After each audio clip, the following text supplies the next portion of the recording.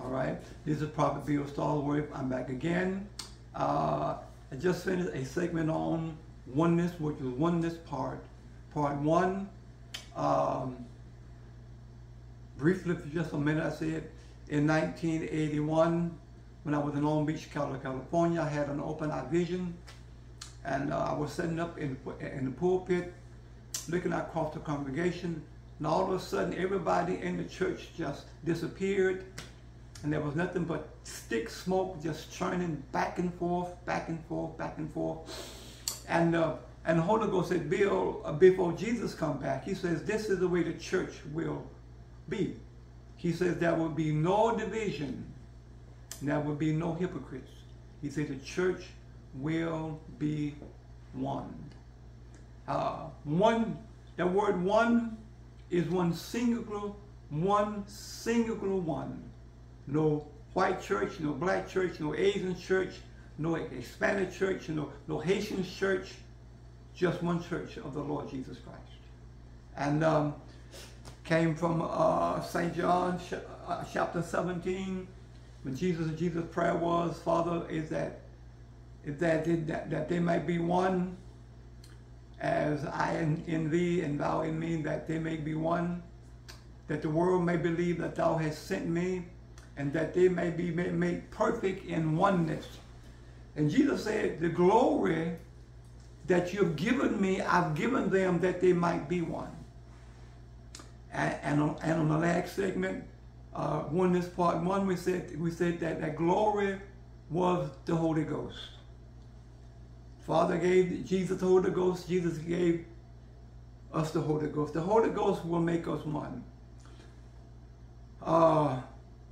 I stopped in the last segment at Philippians 2:1, and we want to go back there again. I got back there again, and I'm gonna read it again.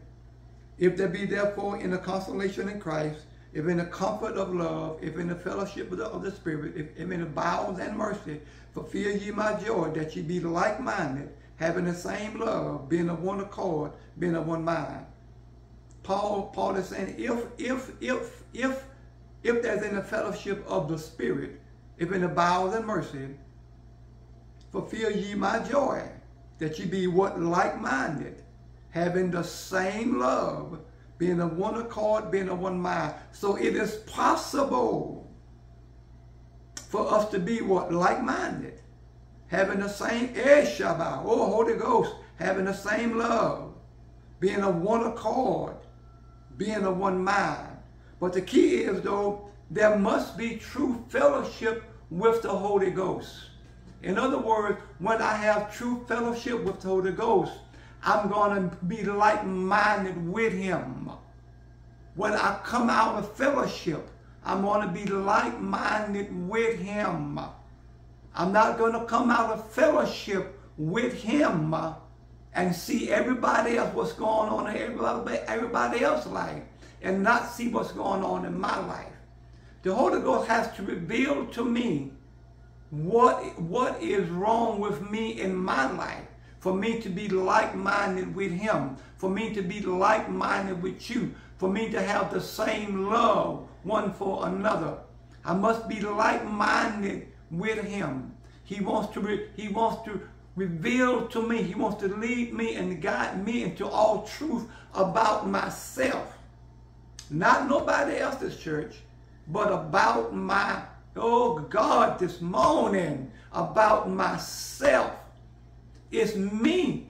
It is me that he wants to reveal to me about, so I can shed off, so I can start walking in true agape.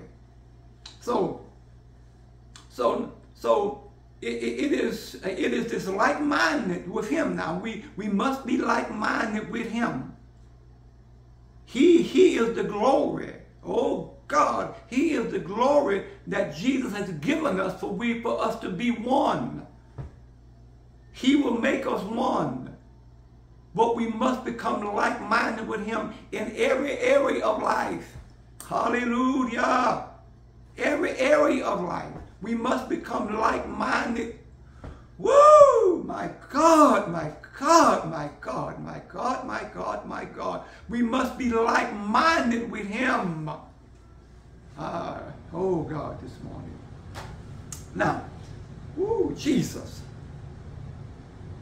See, in order to walk in oneness, we must walk in consummated agape. Agape, love, consummated agape. Consummated agape. Now, turn to 1 John 4:8, 4:18. I don't want to quote it. I gotta read the Lord told me that. 1 John 18. Listen what it says. He says, there is no fear in love, but perfect love casts out fear, because fear hath torment. He that feareth is not made perfect in love. I want to back in probably 95 or 96. My wife and I, we used to go to Bahamas every year for about 7 years or 8 years to do a revival. And I was sitting in the pulpit one night before I got ready to preach, and the Lord said, Bill, my people have a form of love. And that's all he said. They have a form of love. So I couldn't wait to get back to the hotel to look up the word form. Paul says, I bear either record, but they have a form of godliness, but they deny the power thereof. Well, that word form means an image. It means an appearance. God was saying, Bill, my people have an image of love. They have an appearance of love. But then he took me straight to Jesus and the fig tree. From a distance, the fig tree had an image of fruit. It had an appearance of fruit. It was dressed, it had all the leaves on it. It had everything but fruit. Oh, Holy Ghost, hallelujah. From a distance, it had an appearance of fruit. It had an image of fruit. Jesus could not tell if there was no fruit until he got up on it. Hallelujah. When he got there, there was no fruit. And he was so disappointed.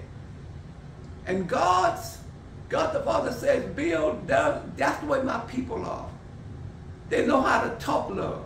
They know how to look like love. They know all the greetings of love. From a distance, from an appearance, from a distance. They have an appearance. They have an image of love. But when we get up on them, though, some of us are as mean as king cobras. Now, what do you mean, Bill? Bill, they have this appearance. They have this image. That's what it is. It's an appearance. It's an image. Listen, there are 16 graces that defines agape in 1 Corinthians 13. 16 of them. I use the word consummate. Well, that's what the Greek uses here when it says perfect love. That the word perfect love means complete love. It means consummate also, which also means complete. Well, if the love of God has been shed abroad in my heart by the Holy Ghost, if it is complete in the Holy Ghost, well, then it is complete in me. Yes, it is. It's perfect in me. That's not the problem. The problem is it don't flow out of me perfect. That's the problem. And that's why it has to be consummated. That's why God gave me this word, consummated agape. Consummated agape. Just like a marriage between a husband and wife is not complete until the wife receives her husband sexually. It is not consummated. It is not complete. Well, guess what? You have a soul. And your soul is the enemy of your spirit. I stay right there in 1 John 4:18. Go to James. Please. Go to James 1.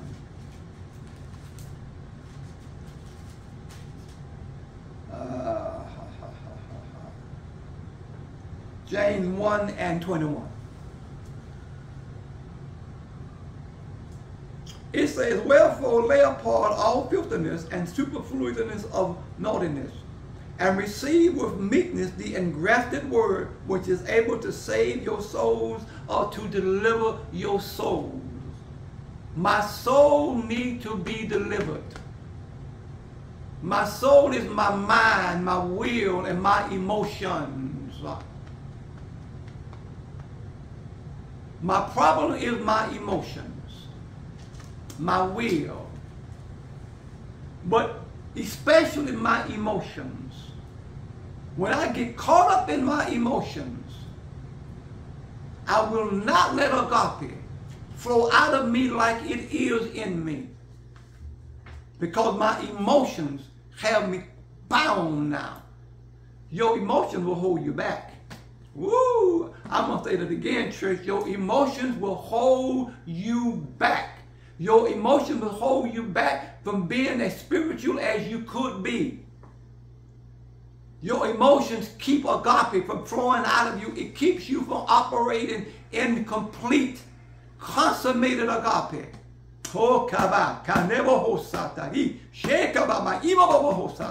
We love who we want to love. Our love is partial because of our emotions.